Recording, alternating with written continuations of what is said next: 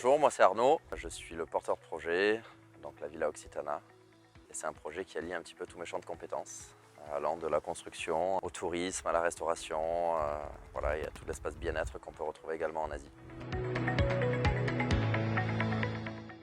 Ça faisait un moment que je voulais ouvrir un hébergement qui associe un petit peu ce côté resort asiatique. Et en France, c'est vrai qu'on a beaucoup de villages vacances, de camping, qui sont pas vraiment des hôtels.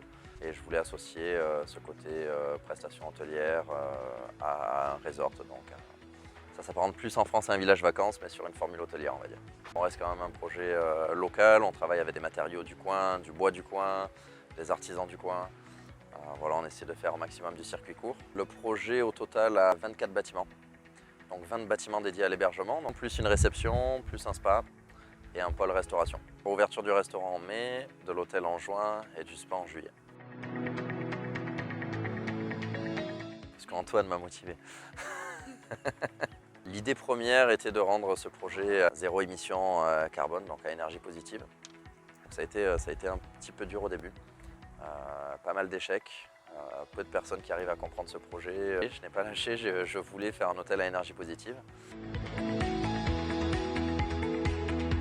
J'ai rencontré Antoine Moreno, qui a été d'une belle aide, qui m'a permis donc de faire cette demande au niveau de la région et du FEDER d'un appel à projet biomasse. Donc, il nous a permis de réaliser la chaudière que nous sommes en train de mettre en place aujourd'hui.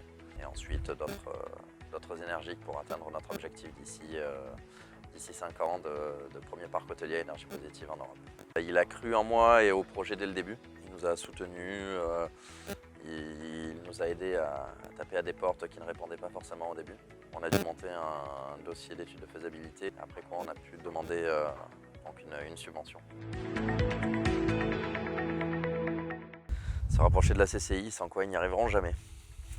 La CCI m'a aussi accompagné sur des subventions de tourisme. J'ai déjà failli abandonner, mais sans le concours de la CCI, c'était juste pas possible. Ce sont des belles initiatives de notre région et de nos politiciens qui sont malheureusement très dures à réaliser pour des porteurs de projets qui sont des petits indépendants comme nous et qui ne sont pas habitués à remplir des dossiers de centaines de pages très techniques. Donc heureusement que la CCI est là effectivement pour nous accompagner.